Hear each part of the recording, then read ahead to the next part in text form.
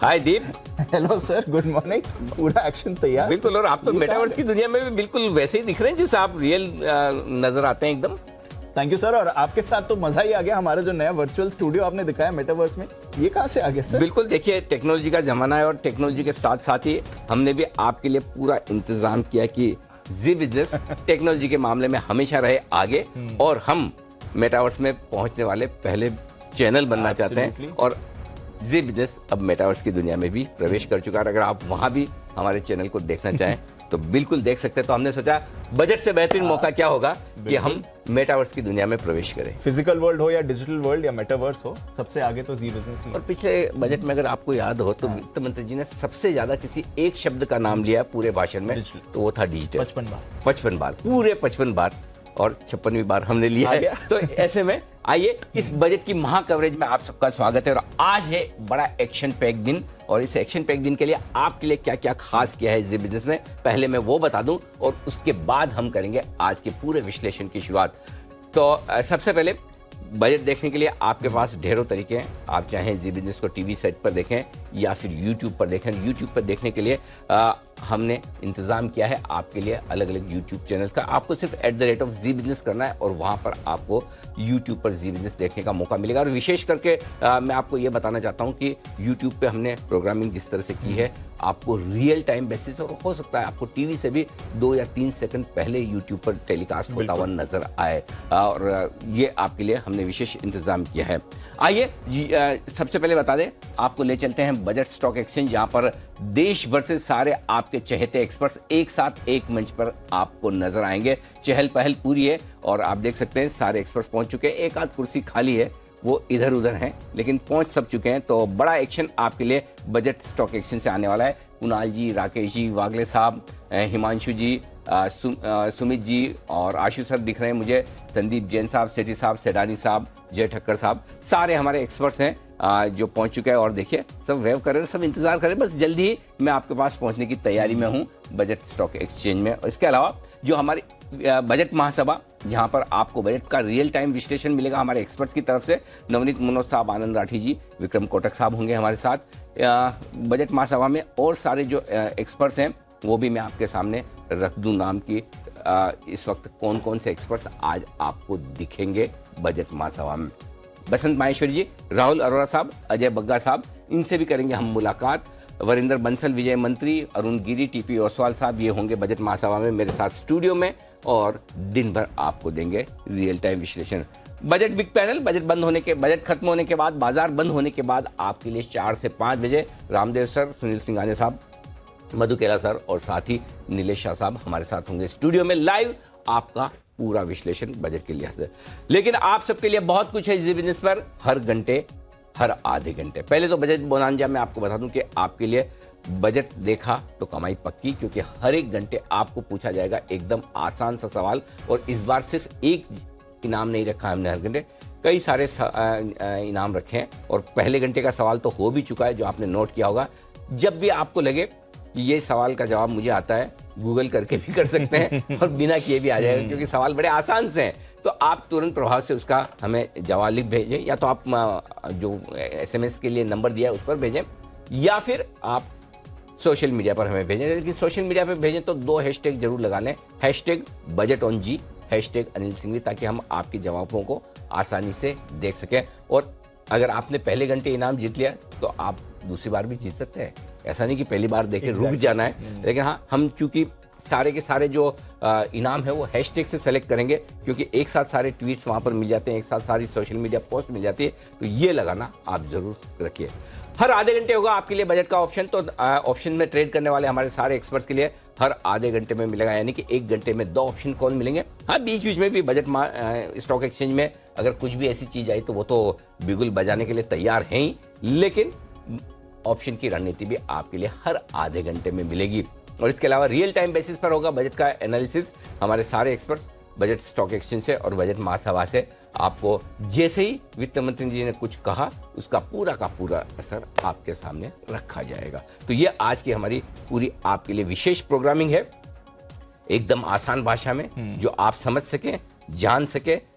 कोई जार्गन्स नहीं, कोई मुश्किल शब्द नहीं, कोई बड़े बड़े आंकड़े नहीं, आराम से हमने आपको रिलैक्स होकर समझाने की पूरी तैयारी की है। बस आपको एक ही चीज करनी है, अपने रिमोट को भूल जाइए, अपने माउस को भूल जाइए, जी बिजनेस लगाइए यूट्यूब पर, अपने टीवी चैनल पर, जो भी और माध्यम है जिससे आप देख रहे हैं, और बने रहिए पूरा दिन आप जी बिजनेस के साथ। बिल्कुल। तो चलिए सर, तैयारी तो हो गई पूरी बजट की, हमारी तरफ से भी बहुत कुछ तैयारी हमने कर ली है। एक जो आज की स्ट्रैटेजी बात करेंगे, और आज की स्ट्रैटेजी में कुछ इंटरेस्टिंग चीजें भी हैं जो अनिल जी ने आपके लिए तैयार करें, उसके बारे में बात करेंगे। बट एक जो ब्रॉडर अप्रोच है बजट को लेकर, सबसे इंपॉर्टेंट रहता ही है साल का दिन हमारे लिए जी। तो उस हिसाब से क्या फीलिंग आ रही है, बजट में क्या कुछ खास आ सकता है, आपको क्या लग रहा है? देखिए, मुझे लगता है दीप कि बहुत ज्यादा बदलाव इस बार बजट में होंगे नहीं। दो चीजें मैं खास तौर से देख रहा हूं जो बजट में होगी। एक, आमतौर पर बजट में आपको एक साल भर का या ज्यादा से ज्यादा 4 या 5 साल का जो सरकार का कार्यकाल होता है उसका एक रोड मैप मिलता है कि सरकार का इरादा क्या है। इसको बजट को आजकल इवेंट के बजाय एक पॉलिसी डॉक्यूमेंट के तौर पर ज्यादा देखा जाता है। होगा इस बार भी पॉलिसी डॉक्यूमेंट ही होगा, लेकिन दो लिहाज से। पहला, ये पॉलिसी डॉक्यूमेंट सिर्फ 1 साल का नहीं होगा, ये 25 साल का होगा। इस बार के बजट में जो खास बात होगी वो ये कि वित्त मंत्री जी इस सरकार का या आने वाली सरकारों के लिहाज से अगले 25 साल का भारत के लिए क्या रोड मैप हो सकता है। जब हम 75 साल आज़ादी के पूरे कर चुके हैं, जब 100 साल पर पहुंचेंगे तो हिंदुस्तान कहाँ होना चाहिए, उसकी एक रूपरेखा रखने की कोशिश वित्त मंत्री जी करेंगे। ये तो बात हुई 25 साल की, लेकिन अगले 15 महीनों का भी बहुत कुछ होगा, क्योंकि अगले साल चुनाव होने वाले हैं, लोकसभा चुनाव, 7 विधानसभा के भी चुनाव राज्यों के होने हैं। तो इससे पहले ये एक फुल फ्लेज बजट होगा। और इस फुल फ्लेज बजट में दो चीजें होंगी। एक, जो बजट आपने पिछली बार देखा है लगभग उसी की कॉपी। अच्छा, बहुत ज्यादा फर्क नहीं होगा। फर्क होगा तो सिर्फ इस लिहाज से कुछ योजनाएं अधिक होंगी, कुछ योजनाएं ऐसी होंगी जो लोअर मिडिल क्लास को पसंद आए, किसानों को पसंद आए, यूथ को पसंद आए, महिलाओं को पसंद आए। उसमें थोड़ा सा इलेक्शन का तड़का आपको दिख सकता है बजट में। ये थोड़ी पॉपुलिस्ट योजनाएं होंगी, बहुत ज्यादा ऐसी नहीं कि जिससे बाजार का मूड खराब हो जाए, लेकिन ऐसी जिनसे लोगों का मूड बन जाए। तो ये एक कोशिश होगी सरकार की तरफ से करने की, जो बजट के एक ब्रॉडर पॉइंट के लिहाज से। जहां तक फाइनल पॉइंट्स के लिहाज से मुझे लगता है बजट का फोकस होगा दीप मैन्युफैक्चरिंग पर, बजट का फोकस होगा इंफ्रास्ट्रक्चर पर, बजट का फोकस होगा लोगों को ज्यादा पैसा हाथ में देकर कंजम्पशन बढ़ाने पर, और बजट का फोकस पूरा इस बात पर होगा कि दुनिया भर में जो अनिश्चितता है उन सबके बीच में हिंदुस्तान शाइनिंग इंडिया कैसे बनकर बना रहे, उभरे। और ये जो मौका मिला है इस वक्त, जहां सब जगह रिसेशन की बात हो रही है, हम 6 से 7% ग्रोथ की बात करें, इस ग्रोथ को किस तरह से मजबूती के साथ बनाए रखा जाए, ये बजट में होने वाला है। तो इस लिहाज से मुझे लगता है एक बहुत ही इंटरेस्टिंग पॉलिसी डॉक्यूमेंट के तौर पर, डायरेक्शन के तौर पर यह बजट होगा। डायरेक्शन के तौर पर उन लोगों के लिए, खास तौर से जो अगले 5-10 साल के लिए हिंदुस्तान में पैसा लगाना चाहते हैं, जो अपनी अगली जनरेशन के लिए निवेश करना चाहते हैं। आमतौर पर हमने देखा हमारे फोर फादर्स हमारे लिए या तो गोल्ड खरीदते थे या प्रॉपर्टी में पैसा लगाते थे। पिछले 2-3 साल से कोविड के बाद से ये एक बड़ा बदलाव हुआ है कि लोगों का फाइनेंशियल एसेट्स में, इक्विटी मार्केट्स में, म्यूचुअल फंड्स में इंटरेस्ट बढ़ा है जी। और ये इंटरेस्ट बढ़ाने के लिए अगले 5-10 साल का जो एक व्यू होना चाहिए, अगली जनरेशन के लिए आप सिर्फ जमीन या प्लॉट ना खरीदें, सिर्फ सोना खरीद कर न जाए, लेकिन फाइनेंशियल एसेट्स में भी उनको इन्वेस्ट करें। उसके लिए ये बजट बिल्कुल परफेक्ट थीम आपके लिए रखेगा। और पिछले 2-3 साल का तो एक्सपीरियंस रहा भी है कि अब फाइनेंशियल मार्केट्स में आप अच्छी खासी वेल्थ क्रिएट कर सकते हैं। बिल्कुल बना रहे हैं और लंबे समय तक बनाएंगे भी, इस बात की पूरी भरोसा रखनी चाहिए। तो अच्छा बजट रहेगा, अच्छा बजट रहेगा। जो डर है लोगों को झटकों का, कैपिटल गेन्स में ये हो जाएगा वो हो जाएगा, मेरा पर्सनली ये मानना दीप कुछ नहीं होगा, नहीं होगा और होना भी नहीं चाहिए। उसकी दो बड़ी वजह मैं समझता हूँ। एक, इस बार टैक्स आपका भरकर आया है, जितना आप उम्मीद करते हैं 2 से 2.5 लाख करोड़ आपका एडिशनल टैक्स आया है, तो फिर जरूरत क्या है 5-10 हजार करोड़ का एडिशनल टैक्स। और अगर आप शॉर्ट टर्म कैपिटल गेन्स को ज्यादा करके कमा ले या कुछ डेफिनेशन इधर उधर करके कर ले, उसके बजाय मूड खराब करने की क्या जरूरत है। मूड अच्छा रहेगा, बाजार चलेगा, वॉल्यूम्स होंगे, जितना चाहे टैक्स ले लीजिए, लेकिन अगर छेड़छाड़ की तो मुश्किल होगा मामला। तो इसलिए मुझे लगता है कि इतने भारी भरकम टैक्स कलेक्शन में वित्त मंत्री को जरूरत भी नहीं है, करना भी नहीं चाहिए और करेगी भी नहीं करेंगी, ऐसा मेरा मानना है। I have all the rights to go wrong, right. लेकिन मुझे नहीं लगता कि ऐसा किया जाए, मुझे नहीं लगता किया जाए। चलिए, कल जीएसटी का collection sir second highest ever. देखिए, मतलब यही बोल रहा हूँ कि अगर आपके पास पैसे ना हो और आप अननेसेसरी छेड़छाड़ करें, टिंकरिंग करें, बढ़ाएं घटाएं तब तो समझ में आता है ना। और आप देखिए जब जब आपने टैक्स घटाया टैक्स कलेक्शन बढ़ा है, कंपनियों का टैक्स 25% कर दिया, देखिए corporate tax collection highest level पर चल रहा है। हमारा घटाइए, हम भी बढ़ाएंगे। वही सवाल था थोड़ा मिलेगा। देखिए हमें मिलेगा दीप, मिलेगा। लेकिन शायद हमारे आपके लिए बहुत ज्यादा काम की ना हो, लेकिन जो एकदम नीचे के तबके पर है उनकी लिमिट पक्का बढ़नी चाहिए। 2.5 लाख रुपए की जो एग्जेम्पशन लिमिट है, मेरे हिसाब से हमारी डिमांड तो 4 से 5 लाख की है, लेकिन मुझे ऐसा लगता है अंदर से ऐसी गट फीलिंग आ रही है 3 लाख तो हो ही जाएगी। 85,000 कुछ तो वहां पर देंगे वित्त मंत्री, आएंगी पक्का आएगी। चलिए हमारे लिए मुश्किल, चलिए हमारे लिए तो कुछ खराब ना करे, बाजार मजबूत रहे, तो रोज सुबह मुस्कुराते हुए चेहरे के साथ आपके साथ शो करे, उतना ही काफी। वो तो गारंटी है सर, वो तो कुछ भी आ जाए बजट में, कुछ भी बाजार के हाल हो, ये तो गारंटी है। तो फिर बाजार की एक बार बात कर लें सर। आज हमने स्ट्रैटेजी में कुछ बदलाव भी करें जिस तरह से हम बताने वाले हैं। बिल्कुल, स्ट्रेटेजी 2 तरीके से बनाएंगे दीप। एक तो बजट से पहले और एक बजट की बात की। तो बजट से पहले की एक स्ट्रेटेजी में अमेरिकी बाजारों का जिक्र करना जरूरी है। कल हमारे बाजारों में क्या हुआ उसका जिक्र करना जरूरी है। तो पहली चीज तो ये कि अमेरिकी बाजारों से बहुत ही मजबूती के संकेत है। जहां 100 पॉइंट डाउ फ्यूचर्स नीचे थे, उसके मुकाबले में आप दमदार तेजी के साथ 400 पॉइंट करीबन मजबूती के साथ बदल। क्या गजब के अमेरिकी बाजार है, मूड में मतलब जबरदस्त तेजी में है। और डाउ फ्यूचर्स कुछ और तस्वीर दिखाते हैं, बाजार कहीं और जाकर बंद होता है। 100 पॉइंट नीचे थे। और वो भी देखिए कि फेड की अहम बैठक के पहले तो अमेरिका से बहुत बढ़िया संकेत है। दूसरा संकेत जो आपको हमारे घरेलू बाजारों को लेना था वो अदानी के एफपीओ को लेकर। अदानी का एफपीओ भी भर गया। अब इसमें दोनों तरह का मूड है लोगों का। एक वो जो बड़े खुश है कि चलो एफपीओ भर गया, एक बड़ा संकट बाजार के लिए हो सकता था वो टल गया। और दूसरी तरफ वो लोग भी हैं कि भर तो गया लेकिन भाव तो अभी भी एफपीओ की प्राइस से नीचे है। तो इसका मतलब ये कि संकट टला नहीं। आज लिटमस टेस्ट है, संकट टला है या नहीं टला है। अदानी ग्रुप के शेयर मजबूत रहते हैं या कमजोर रहते हैं, ये आज उसकी तरफ इशारा करेंगे शॉर्ट टर्म सेंटीमेंट के लिहाज से। बट अदरवाइज वैसे देखा जाए तो खबरें बुरी कम है, बेहतर ज्यादा है अनडाउटेडली।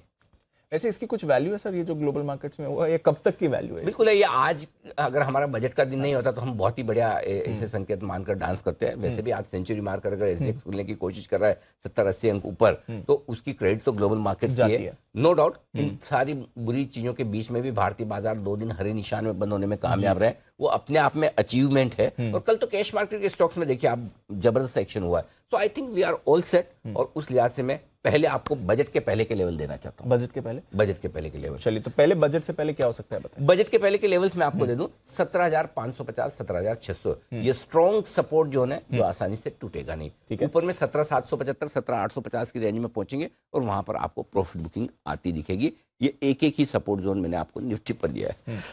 बैंक निफ्टी 40,350, 40,400 ये बजट के पहले नहीं टूटना चाहिए। और 40,900 से लेकर 41,150 ये ऊपर की रेंज जहां कहीं जाकर बैंक निफ्टी टूटने की कोशिश करेगा।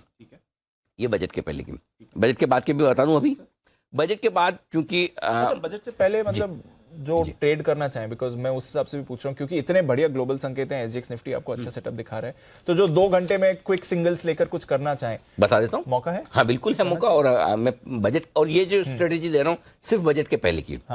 निफ्टी खरीदना है आपको 17,525 के स्टॉप लॉस के साथ। कल का लो 17,537 है। स्पॉट लेवल की मैं बात कर रहा हूँ, उससे थोड़ा सा नीचे 15 पॉइंट नीचे 17,525 के स्टॉप लॉस के साथ आप निफ्टी में करिए खरीदारी। टारगेट जो आपके लिए बनेंगे वो 17,700, 725, 775 ये 3 छोटे टारगेट हैं। और 800, 825, 850 3 मीडियम टारगेट। बस ठीक है, 17,850 तक के। जो लोग बेचना चाहते हैं 17,800 से 17,900 की रेंज में अगर मौका मिले आए वहां आप बेच सकते हैं, ठीक है। और आपके जो टारगेट बनेंगे 17,000, 18,000 का स्टॉप लॉस होगा। और 17,750, 702 छोटे टारगेट, 650, 600 और 500 तक के टारगेट के लिए आप ऊपर में बिकवाली भी कर सकते हैं। लेकिन ये 11, सवा 11 बजे तक के लिए ये दोनों स्ट्रेटेजी है लेने और देने की। अगर आप पहले हायर रेंज पे पहुंचे वहां एक कॉन्ट्रा कॉल लेकर बेच सकते हैं, पहले लोअर रेंज पर आए या जो भी आप 525 का स्टॉप लॉस रखकर वो समझ सकते हैं। अगर बड़ा गैप ना मिले तो खरीदारी का मौका बनेगा। बैंक निफ्टी यहाँ पर खरीदारी करना है आपको बैंक निफ्टी में। और जो खरीदारी करने की एक बढ़िया रेंज बनेगी, वो भी मैं आपको बताऊंगा थोड़ी देर में। बैंक निफ्टी की मैं बाद में बताना चाहता हूँ। बैंक निफ्टी में रेंज नहीं होगी, बैंक निफ्टी में सिर्फ 41,100 के स्टॉप लॉस के साथ खरीदारी करनी है आपको। सिर्फ स्टॉप लॉस रखिए, रेंज मत रखिए। 41,100 आपका स्टॉप लॉस होगा। वो क्यों होगा मैं बता दूं। पिछले 2 दिनों में 41,150 के आसपास के लेवल को बैंक निफ्टी होल्ड करने की कोशिश कर रहा है। तो 41,100 का स्टॉप लॉस लगाकर बैंक निफ्टी खरीदिए। ऊपर का टारगेट पहला होगा 40,800 का, जो कल का हाई है। इसके बाद 40,900, 41,150, 41,275, 41,400, 550, 650। तो बेसिकली 41,650 तक की यात्रा बैंक निफ्टी कर सकता है। ये रेंज हटा दीजिए, रेंज को हटाकर खरीदारी करनी है, रेंज नहीं होगी इसमें। और 41,100 का स्टॉप लॉस, बाकी लेवल्स एकदम परफेक्ट है। तो 40,100 का आपका स्टॉप लॉस होगा। मैं इसको फिर से आपको लिखवा दूंगा। 40,100 का स्टॉप लॉस है और 40,800, 40,900 ये सारे, और स्टॉप लॉस भी 40,100 कर दीजिए। ये 40,100 का स्टॉप लॉस होगा। अब आइए बेचने के लिए। वैसे तो जो बेचने की रेंज है शायद वहां तक निफ्टी, बैंक निफ्टी ना पहुंचे, लेकिन अगर पहुंचा तो वहां बेचना चाहिए, और जरूर बेचना चाहिए। वो है 41,400 से लेकर 41,600 की रेंज, 650 की रेंज। ये 250 पॉइंट की रेंज परफेक्ट सेल जोन। यहाँ पक्का एक बार बेचना चाहिए। पहले बात की बात नहीं कर रहा हूं, सिर्फ बजट के पहले की। और 41,800 का थोड़ा सा दूर का स्टॉप लॉस होगा। टारगेट जो आपके बनेंगे 41,200, 40,200, 900 दो छोटे टारगेट, 40,825, 40,625 दो मीडियम टारगेट होंगे, 40,500, 40,375 और 40,150 तक के टारगेट के लिए बिकवाली भी कर सकते हैं। दोनों तरफ के मौके होंगे। और अगर बिकवाली का मौका आपको तब मिलेगा जब गैप से खुलकर ऊपर की रेंज में पहुंचे और अदानी ग्रुप के शेयर फिर से कमजोर होते दिखे, तो आपको बेचने का मौका मिलेगा प्री बजट। और अगर वैसा नहीं हुआ तो आपको खरीदने का मौका मिलेगा। तो इसलिए दोनों चीज नजर रखिए। अगर जो लोग ये सोचें कल एफपीओ भर गया, अब आज हमें उन शेयरों को नहीं देखना है, आज ज्यादा देखना है। एग्जैक्टली आज ज्यादा देखना है कि आज वो शेयर कैसे रिएक्ट करते हैं, संभलते हैं नहीं संभलते। संभलते हैं बहुत अच्छी बात है, नहीं संभलते तो चिंता की बात है। ठीक है, तो ये तो रही प्री बजट क्विक सिंगल्स वाली स्ट्रैटेजी। करेक्ट है। पोस्ट बजट इंपॉर्टेंट लेवल्स क्या निकलते हैं सर? पोस्ट बजट में दो रेंज दूंगा, क्योंकि एक तो वो की जो बहुत आसान वाली है। पर्सनली आप मुझे पूछेंगे तो मुझे लगता है 1.5 से 2% का मूव निफ्टी में ऊपर या नीचे की तरफ, इससे ज्यादा नहीं है। अच्छा। बजट के बाद, बजट के बाद में 2% तो ठीक है। 2% मतलब कितना? 350 पॉइंट। 350 पर 350 नीचे। निफ्टी में आप देखिए तो 800 पॉइंट का ऊपर नीचे का बनता है। तो मैं उस हिसाब से आपको देना चाहता हूँ। पोस्ट बजट 17,400, 17,500 पहला सपोर्ट जोन है। ठीक है सर। ठीक है, हो सकता है हम यही ना तोड़े। अच्छा। हाँ, क्योंकि आप देखिए ना, अगर आप 7,500 पॉइंट ऊपर हो जाते हैं तो आप हो जाते हैं 17,750 के आसपास। 17,750 से 17,400 कितना हो गया? 350। आगे 350 पॉइंट घटा लीजिए, कर गया। अगर इसलिए 17,400, 17,500 आपका पहला सपोर्ट जोन है। ये कब टूटेगा? कब? अगर कैपिटल गेन टैक्स लगाया तो कुछ बढ़ा है तो तब आपके लिए 17,100, 17,175 अगला मजबूत सपोर्ट जोन होगा। ये वो जिसको अंग्रेजी में कहते हैं 3 सिग्मा इवेंट, है ना। कुछ अनएक्सपेक्टेड ऐसा बजट में खराब आ जाए जो आपने हमने नहीं सोचा, कोई टैक्स को लेकर, कोई एफआई को लेकर, या पता नहीं कंपनियों का टैक्स बढ़ाने को, पता नहीं, मतलब क्यों सोचे, छोड़ो, जाने दो, गंदा नहीं सोचना। लेकिन अगर आ जाए कुछ ऐसा तो फिर 17,100, 17,175 तक की यात्रा अच्छा भी आ सकता है। अच्छा भी आ सकता है, उसके लिए भी है ना लेवल हमारे पास। 17,875, 18,000 ये बजट के पहले की, बजट के बाद की पहली ऊपरी रेंज है। इसके ऊपर के चांस कम है, लेकिन अगर पार करके निकले तो 18,125, 18,200, 18,200, 250 के ऊपर अभी मैं नहीं देख रहा। बढ़िया से बढ़िया बजट में भी वहीं जाके रुकेंगे। और आप देख लीजिए 17,650 के ऊपर हम गए, 2% आपका 350 पॉइंट, वही 18,200 की रेंज आ जाती है। ठीक है। बैंक निफ्टी सिमिलरली पहली छोटी रेंज जो बनेगी वो 40,000, 40,150 की बनेगी सपोर्ट के तौर पर। और इसके नीचे जो 2 दिन पहले हमने लो बनाया 39,425, 39,625, खराब बजट के में भी मैं उम्मीद करता हूं कि जो 2 दिन पहले के लोज हैं वो ना टूटे, ये मेरी उम्मीद है। ऊपर की तरफ 41,400, 41,650 परफेक्ट सप्लाई जोन है। इसके पार निकलेंगे तो ही मजा आएगा, और तब आपके लिए रेंज बनेगी 42,175 से लेकर 42,300। Got it sir. ये आपके लिए बजट के बाद के लेवल्स भी मैंने आपको दे दिए, ध्यान रखें आप। ठीक है सर, समझ गए। ओके। और आपको स्ट्रेटेजी मैंने दे दी, स्ट्रेटेजी दे दी। अब थोड़ा डेटा भी समझा दें सर, क्योंकि एक चीज और, मैं स्टॉप लॉसेस लेवल बताना चाहता हूँ जो ध्यान से फॉलो करने में, क्योंकि स्ट्रेटेजी तो अपनी जगह ठीक है। अगर आपकी तेजी की पोजीशन है तो आपको इंट्राडे स्टॉप लॉस रखना चाहिए 17,400, जो इस हफ्ते का अपना लो है। ठीक है। हाँ, और क्लोजिंग 17,600, क्योंकि 3 दिन से हम 17,600 के नीचे बंद नहीं हो रहे। तो अगर आज 17,600 के नीचे बंद होते हैं तो पोजीशन कम कर लेनी।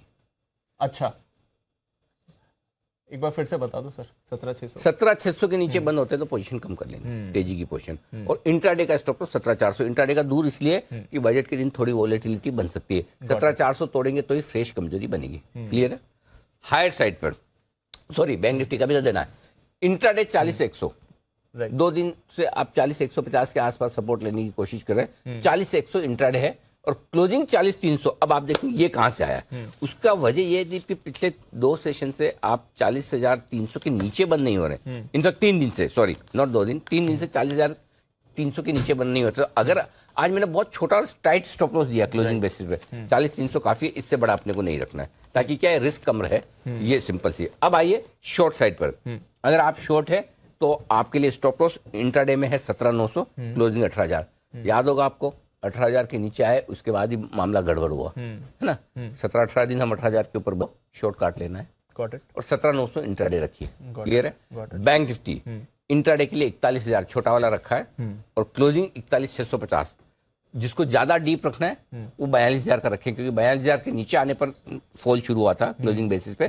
आप चाहें तो 42,000 भी रख सकते हैं, लेकिन क्योंकि मैं बैंकिंग शेयरों पर थोड़ा पॉजिटिव व्यू ज्यादा रखता हूँ, इसलिए मैं एक स्टॉप लॉस थोड़ा छोटा 41,650 का देना चाहता हूँ। ये आपकी परफॉर्मेंस भी अच्छी रही है बैंकिंग। बिल्कुल परफेक्ट।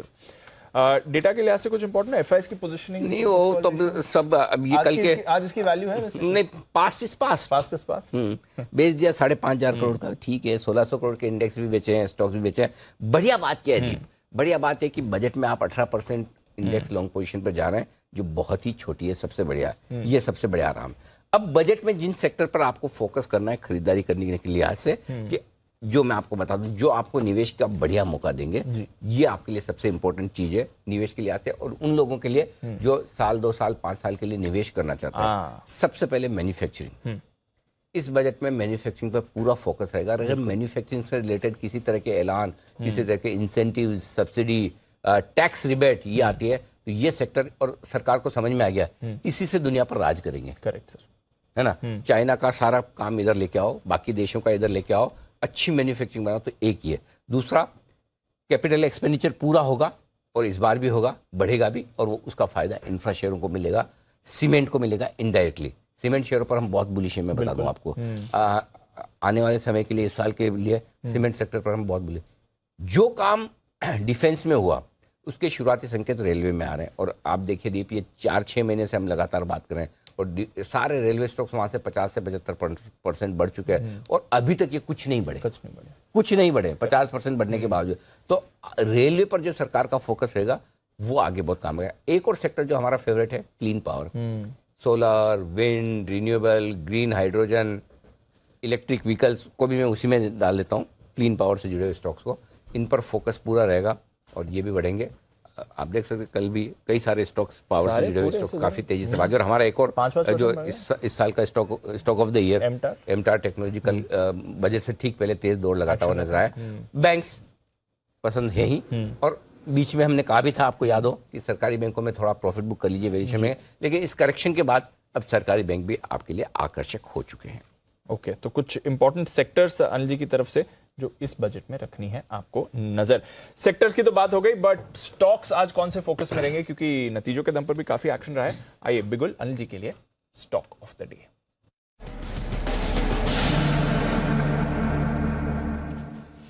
बताएं सर, इतने सारे सेक्टर्स, उतने ही सारे स्टॉक्स भी।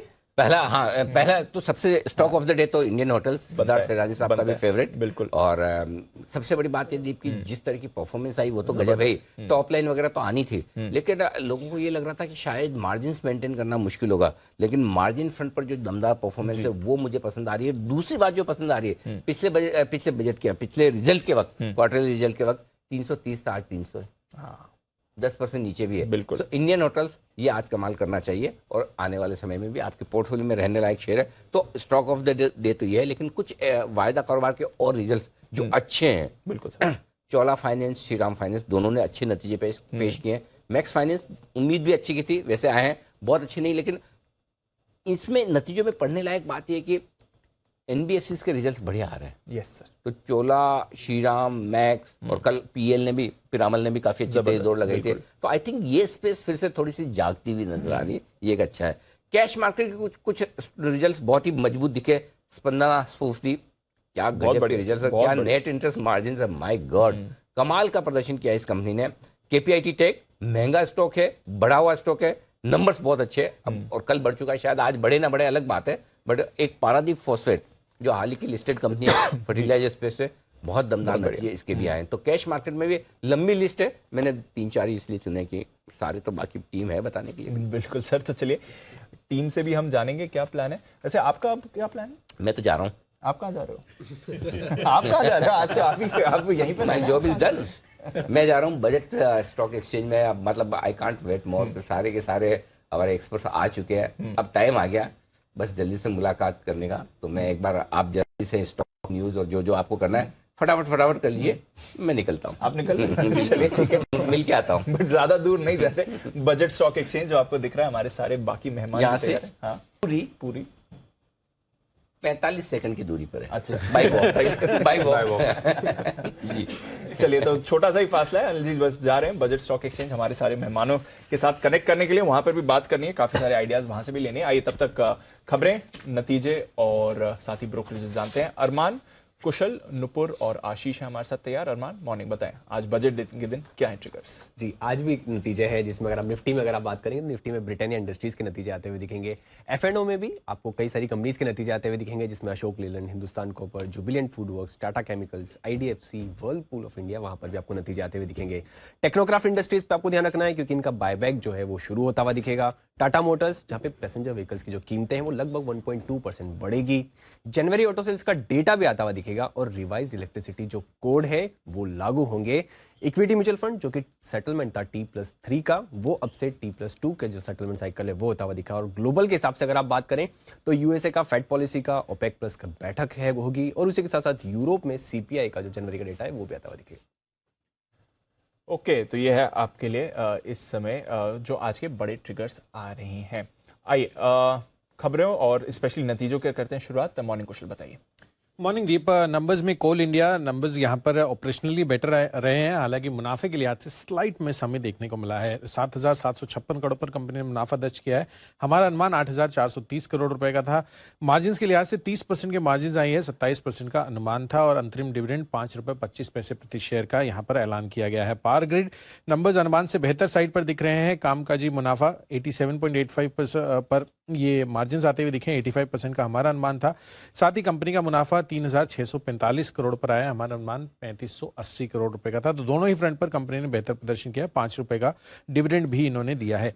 इनफैक्ट चोलामंडलम इन्वेस्टमेंट जिसके सर बात कर रहे थे एनबीएफसी स्पेस की, यहाँ पर काफ़ी अच्छा एक्शन आता हुआ दिखा है। नंबर्स के लिहाज से बहुत ही बेहतरीन एनआईए करीबन 17% बढ़ती हुई दिखी है। साथ ही कंपनी की जो एसेट क्वालिटी है उसमें भी सुधार है। जीएनपी 5.8 से 5.4% पर। यस, लाइव विजुअल्स आपकी स्क्रीन पर आ रहे हैं। वित्त मंत्री अपने घर से निकल रही हैं, नॉर्थ ब्लॉक की तरफ जा रही हैं वित्त मंत्री, तो आपकी स्क्रीन पर लाइव विजुअल्स।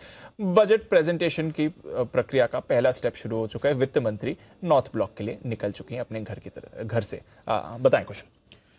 जी, तो इसके साथ साथ चोलामंडलम इन्वेस्टमेंट्स में मैं बता रहा था कि नंबर्स काफ़ी अच्छे आते हुए दिखे हैं। मुनाफा भी 30% 31% ग्रो कर 684 करोड़ पर आया है। जीएसपीएल नंबर्स कमज़ोर दिख रहे हैं। मार्जिन्स 26.4% से 19% आए हैं। मुनाफा भी लगभग 68% गिरा है 519 करोड़ पर।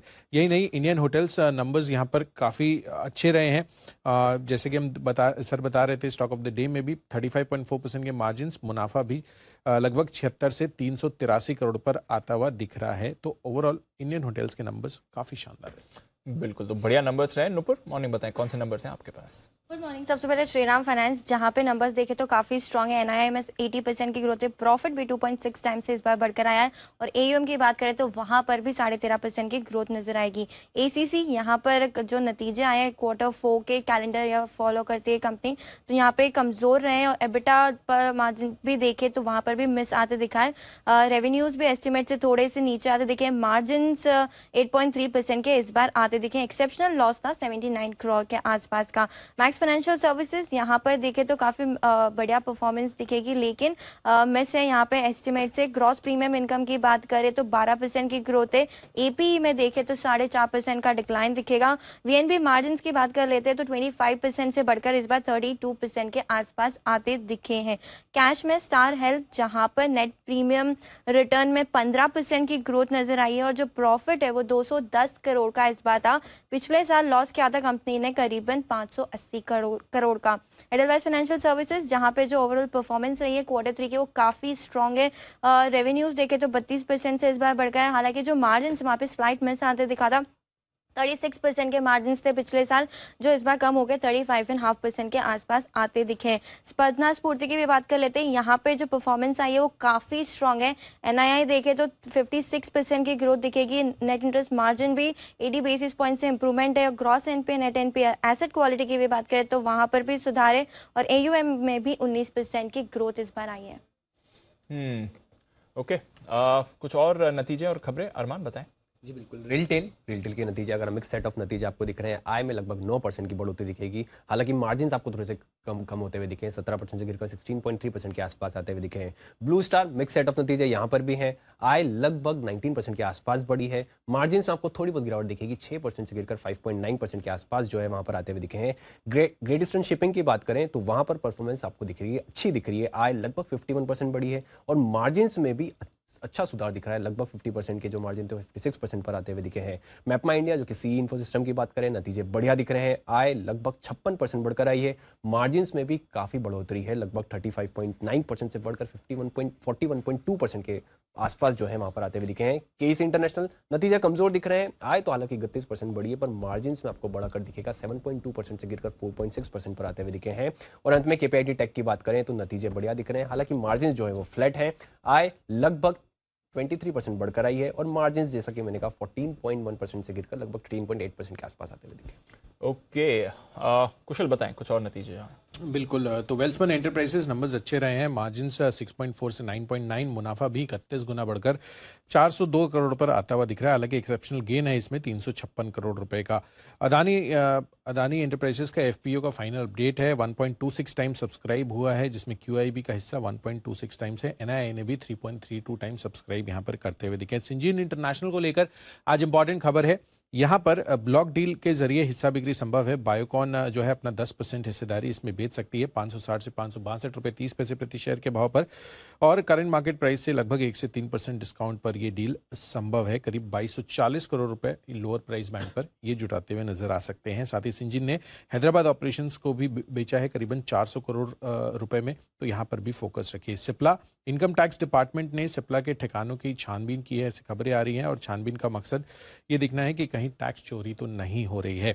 एयरलाइंस फोकस में रहेंगी। IOC ने यहाँ पर ATF की कीमतें बढ़ाई हैं 4218 रुपये प्रति किलोलीटर से। साथ ही MGL इस पर फोकस रखिए। CNG की कीमतों में इन्होंने 2.5 रुपये प्रति किलो की कटौती की है, तो यहाँ पर अब रिवाइज्ड प्राइसेस मुंबई में 87 रुपीज़ पर kg हो जाएंगे, तो इस वजह से MGL भी फोकस में रहेगी।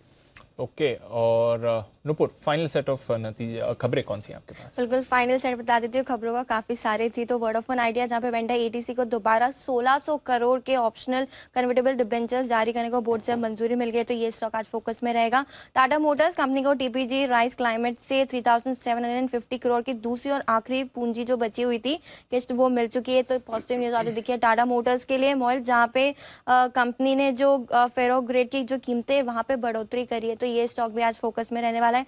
IDFC AMC जहां पे IDFC AMC का जो विनिवेश डाइवेस्टमेंट वो पूरा हो चुका है, जो 4500 करोड़ में बेचा गया था। जुबिलेंट फार्मोवा कंपनी की जो सब्सिडरी है उसको US FDA से एक नए इंजेक्शन की आवेदन दिया गया था, उसे अब मंजूरी मिल गई है, तो पॉजिटिव न्यूज है कंपनी के लिए।